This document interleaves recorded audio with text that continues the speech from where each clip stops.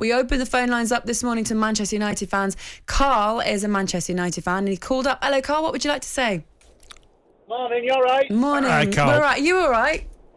Yeah, I'm not so bad, considering it's Monday. Are you a United fan, Carl?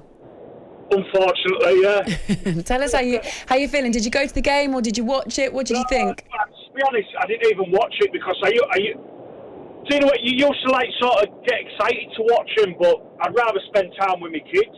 You know what I mean? Instead of wasting that time watching that, I'd rather just spend time with kids.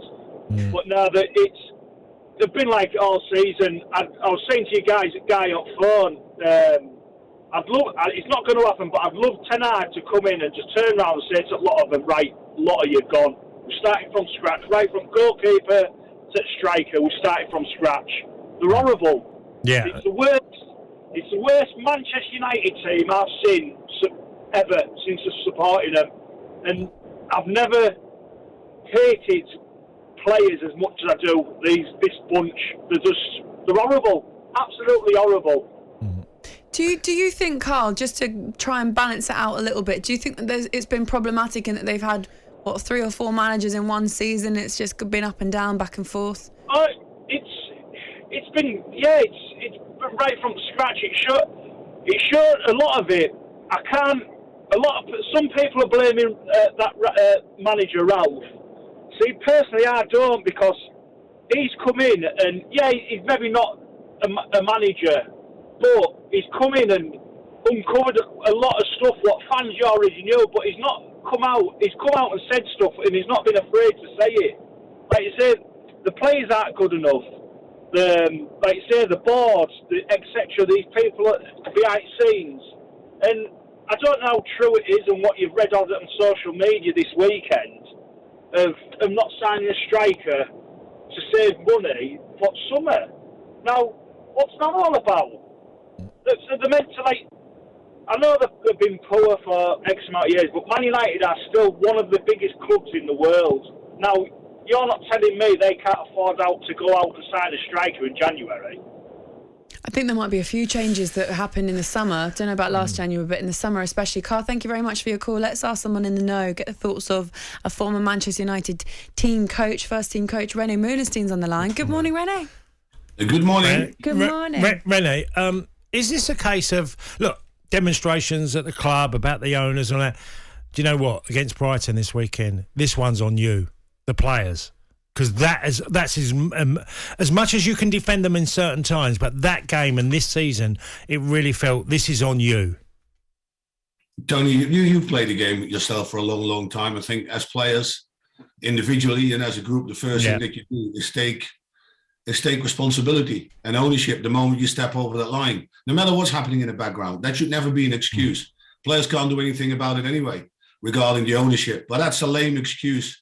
If that's used, you are responsible for your performances individually and as a team, and you have to take that responsibility. And on Saturday, it was just another very, very bad day.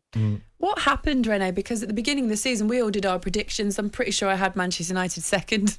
I saw Ronaldo coming in, and I thought, wow, this could be the season. What went wrong, do you think?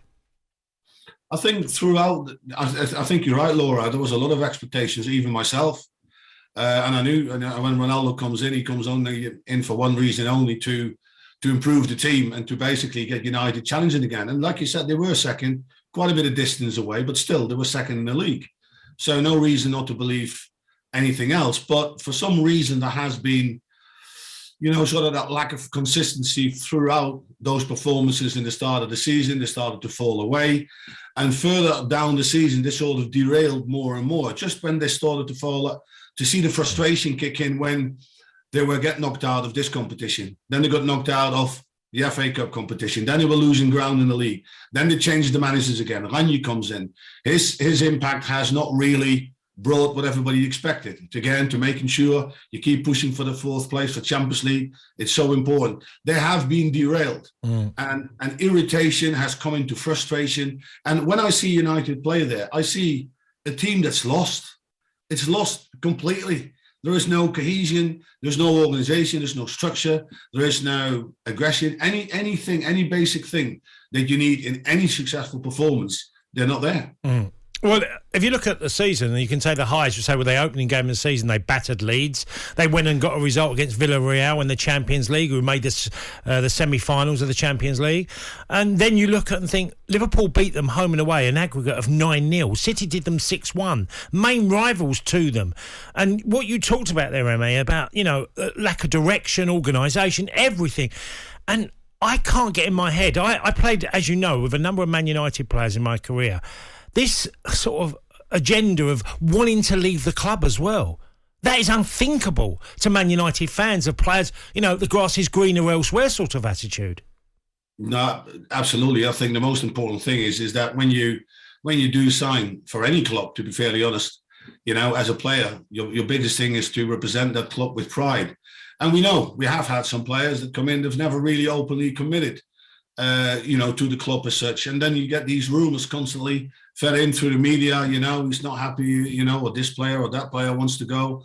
All these things, that as you know, Tony, because if you've got a very solid dressing room, that that's those players that in that dressing room, they want to be there together, they want to do well together, and they want to fight for each other, they want to get success.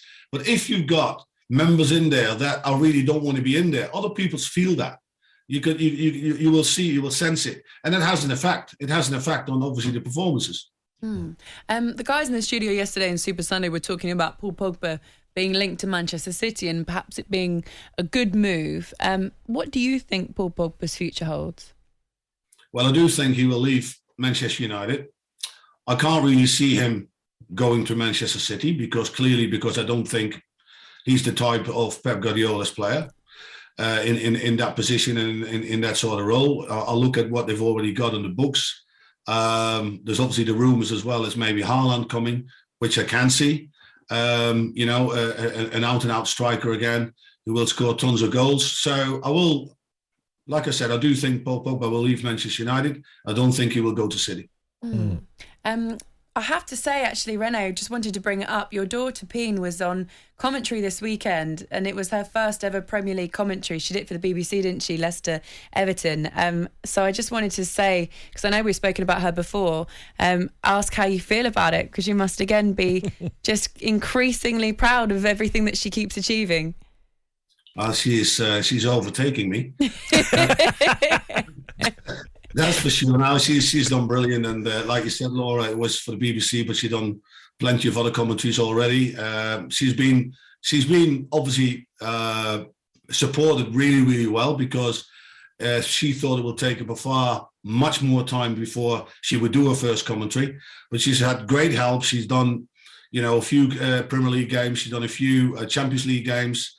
Women's Champions League games. Now she's really enjoying it, and she's doing really well. And makes us all, the whole family, really proud. Well, René, make sure she doesn't do Man United in the final game. She'll have to have some hard work on that one. That's the only one she's going to say, sorry, I'm busy.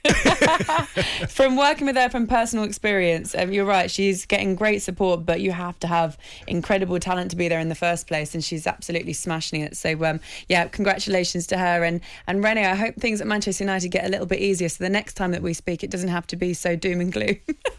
No, absolutely, Laura. No, it is. But listen, things goes in circles. I'm sure they'll bounce back at some point. Wow. Yeah. Erik ten Hag's got a big job, hasn't he, coming in to do? Thank you so much for your time, and we'll speak to you again very soon, René. Cheers, René. Take care. Thanks, Laura. Thanks, Tony.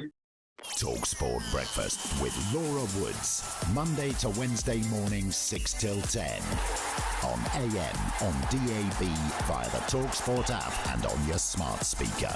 talkSPORT.